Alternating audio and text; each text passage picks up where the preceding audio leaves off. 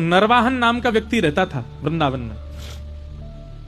उसका इतना भय था कि दिल्ली से आगरा बड़े बड़े जहाज जाया करते थे और उन जहाजों को वृंदावन रुक करके कर देना पड़ता, टैक्स देना पड़ता था नरवाहन को। यदि वो नहीं देते थे, अपने मुनाफे में से कुछ % यदि नरवाहन को नहीं देते थे, तो जहाज की मजाल नहीं कि वो वृंदावन पार कर जाए। इतना उसका भय था।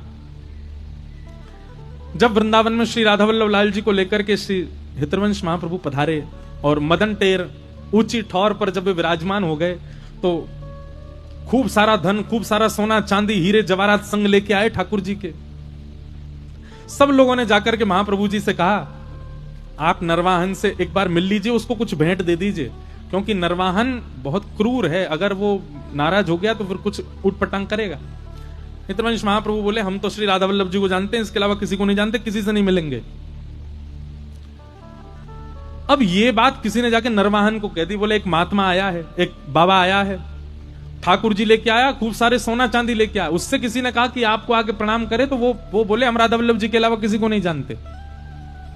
नरवाहन बोले, अच्छा हमको नहीं जानता, बताते हैं उसको जाके हम कौन है। सुबह सुबह का समय हितवंश महाप्रभु बैठ करके श्री राधा वल्लभ जी को भोर का राग सुना रहे थे, और तभी नरवाहन मदन टेर ऊंची ठौर जैसे ऊपर चढ़ने लगा, तो मंदिर नहीं था, कुंज निकुंजों में ही ठाकुर जी बैठे थे। नरवाहन ने जाकर के अपनी तलवार से जैसे ही कुंज हटाई, वो झाड़ियों को दूर किया, तो सामने राधा वल्लभ लाल जी बैठे थे, और राधा वल्लभ लाल जी के सामने हितवंश महाप्रभु बैठे थे, जिनका पीछे का हिस्सा पीठ दिखाई दे रही थी नरवाहन को।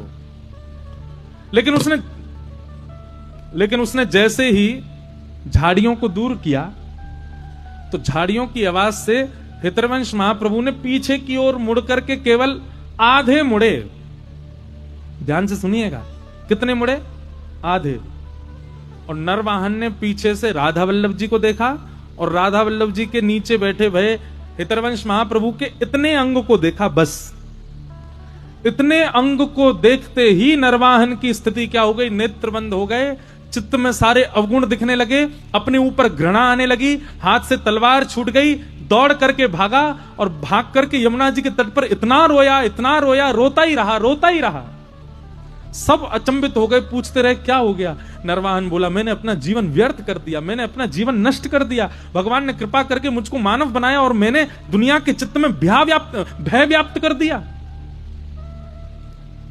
अब तो प्राण राधा वल्लभ, जीवन राधा वल्लभ, हृदय राधा वल्लभ, नाथ राधा वल्लभ, यही गाने लगा। केवल हरिवंश महाप्रभु का इतना मुख देखा था उसने।